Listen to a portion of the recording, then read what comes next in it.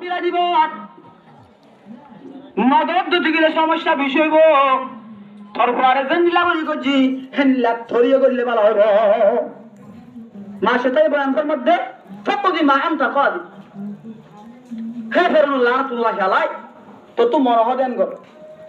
আবার বাচ্চা লম্বা তুম বাচ্চালি আদির এবার ওই না হযরত মা সেটা রাদিয়াল্লাহু তাআলা আনহার নিজের ঘরে শহীদ করে বেলায় বাদে হেনিলা হযরত মা সেটা রাদিয়াল্লাহু তাআলা আনহা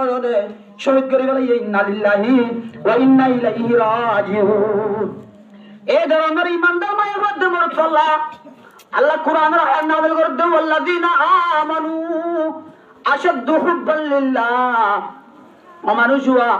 যেমন তুম দুনিয়ার মহব্বত তোমারে জানার মহব্বত তোমারে পড়ার মহব্বত তোমারে আল্লাহর মহব্বত বেশি